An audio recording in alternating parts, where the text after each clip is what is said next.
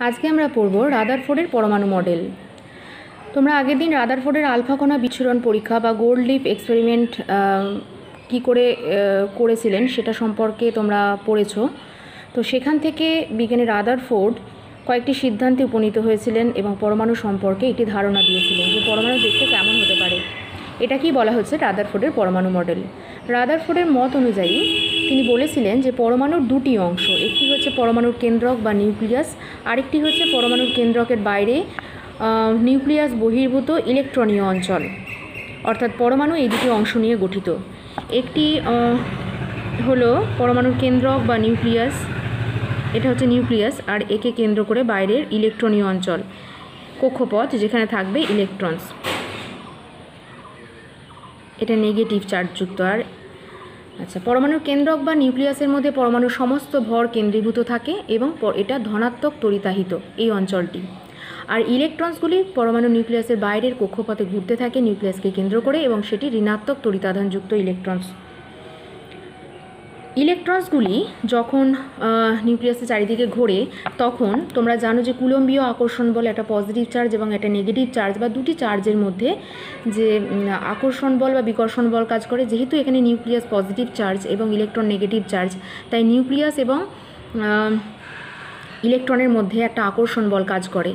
সেই আকর্ষণ বল যখন এদিকে কাজ করে, একইভাবে ইলেকট্রনগুলো যখন বৃত্তাকার পথে ঘোরে, বৃত্তাকার পথে ঘোরার জন্য একটা কেন্দ্রাতিক বল বা সেন্ট্রিফিউগাল ফোর্স কাজ করে, যেটা সমান এবং বিপরীত। অর্থাৎ তড়িৎ আকর্ষণ বলটা এই দিকে আর কেন্দ্রাতিক বলটা হচ্ছে ব্যাসার্ধ বরাবর বাইরের দিকে। যে এই দুটি বল পরস্পর সমান এবং বিপরীত হওয়ার জন্য ইলেকট্রনটি নির্দিষ্ট কক্ষপথে নিউক্লিয়াসের চারিদিকে ঘুরতে পারে। আমরা আগে এটাও একটা বলেছিলেন বিজ্ঞানী রাদারফোর্ড। এছাড়া আমরা আগেই বললাম যে পরমাণুর সমস্ত ভর নিউক্লিয়াসের মধ্যে কেন্দ্রীভূত থাকে। সুতরাং কোনো পরমাণুর ভরের জন্য দায়ী হচ্ছে পরমাণু নিউক্লিয়াস, কিন্তু ইলেকট্রনটা হচ্ছে কক্ষপথ, ইলেকট্রন যে কক্ষপথে ঘোরে সেই কক্ষপথ কিন্তু নিউক্লিয়াসের থেকে আকারে বড়। সুতরাং ইলেকট্রনীয় অঞ্চলের জন্য গোটা পরমাণুর আয়তনটা বৃদ্ধি পায়। ইলেকট্রনীয় অঞ্চল যার যত বেশি হবে সেই পরমাণুর আয়তন তত বেশি হবে, আর কোনো পরমাণুর নিউক্লিয়াসের ভর যত বেশি হবে বা যত ভারী হবে সেই পরমাণু তত বেশি ভর বিশিষ্ট হবে। সুতরাং পরমাণুর নিউক্লিয়াস হচ্ছে পরমাণুর ভরের জন্য দায়ী এবং ইলেকট্রনীয় অঞ্চল পরমাণুর আয়তনের জন্য দায়ী। আচ্ছা, এটাও তিনি বলেছিলেন। নেক্সট আরেকটা তিনি বলেছিলেন, তোমরা তোমাদের সাধারণ জ্ঞান থেকে দেখতে পাচ্ছ যে নিউক্লিয়াসটা হচ্ছে অতি ক্ষুদ্র একটা জায়গা, সেটা পরমাণুর একেবারে সেন্টারে আছে, আর ইলেকট্রনীয় অঞ্চলটা কিন্তু অনেকটা বাইরে। এই নিউক্লিয়াস এবং ইলেকট্রনীয় অঞ্চলের কক্ষপথ এই যে এর মাঝখানে দেখো বেশিরভাগ স্থানই হচ্ছে ফাঁকা। তোমরা আগের দিন যে আলফা কণা বিচ্ছুরণ পরীক্ষা পড়েছিলে সেখানে তোমরা দেখেছিলে যে আলফা কণাগুলো যখন সোনার পাত ভেদ করে, আলফা কণাগুলো বেশিরভাগই হচ্ছে সোনার পাত ভেদ করে উল্টো পিঠে চলে গিয়েছিল। খুব কম সংখ্যক ছিল যারা কিছুটা হলে ডেভিয়েটেড হয়েছিল। তো কেন বেশিরভাগ আলফা কণা সোনার পাত ভেদ করে উল্টো দিকে যেতে সক্ষম হয়েছিল? কারণ সোনার যে পরমাণু, তারপর এই পরমাণু বা যে কোনো পরমাণুরই বেশিরভাগ স্থানই হচ্ছে ফাঁকা। পরমাণুর নিউক্লিয়াসটা অতি ক্ষুদ্র, সেটা একদম পরমাণুর সেন্টারে থাকে, আর ইলেকট্রনীয় অঞ্চলের ব্যাপ্তি একটু বেশি, কিন্তু এই দুই অঞ্চলের মাঝামাঝি অংশ বেশিরভাগটাই ফাঁকা। সেই জন্য বেশিরভাগ আলফা কণা কিন্তু নন ডিফ্লেক্টেড হয়ে উল্টো দিকে সোনার পাত ভেদ করে চলে যেতে পেরেছিল। তো যাই হোক, তার মানে আমরা এখান থেকে রাদারফোর্ডের পরমাণু মডেল অনুযায়ী কী পেলাম, যে পরমাণুর বেশিরভাগ স্থানই ফাঁকা।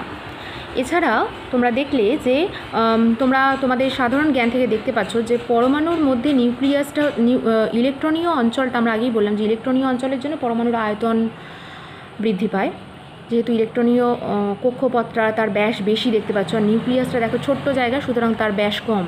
নিউক্লিয়াসের ব্যাস হচ্ছে কম এবং ইলেকট্রনীয় অঞ্চল বা এই অঞ্চলের বা পরমাণুর ইলেকট্রনীয় কক্ষপথের ব্যাস কিন্তু বেশি।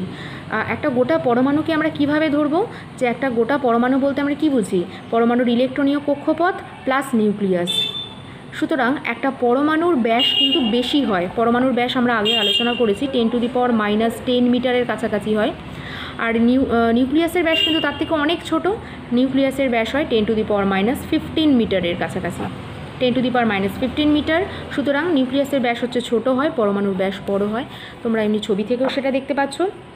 সবথেকে সিম্পল পরমাণু হচ্ছে হাইড্রোজেন। রাদারফোর্ডের মডেল অনুযায়ী হাইড্রোজেন পরমাণুর গঠন এখানে দেখানো হলো। হাইড্রোজেন পরমাণুতে একটা ইলেকট্রনস থাকে, আমরা এখানে একটাই কক্ষপথ এঁকেছি নিউক্লিয়াসের পাশে, সেখানে একটা ইলেকট্রনস আছে। তো রাদারফোর্ডের মডেল অনুযায়ী আমরা এখানে হাইড্রোজেন পরমাণুর গঠন দেখানো হলো। তাহলে রাদারফোর্ডের পরমাণু মডেল সম্পর্কে তোমাদের ধারণা হলো। আজকে এই পর্যন্তই পড়ানো হলো। আমরা পরবর্তী ক্লাসে আমরা এই পরমাণু মডেলেরও বেশ কিছু ত্রুটি ধরা পড়ে, যেগুলো রাদারফোর্ডের পরমাণু মডেল অনুযায়ী যে পরীক্ষামূলক ঘটনাগুলোকে ব্যাখ্যা করা যায় না, সে নিয়ে আলোচনা করব।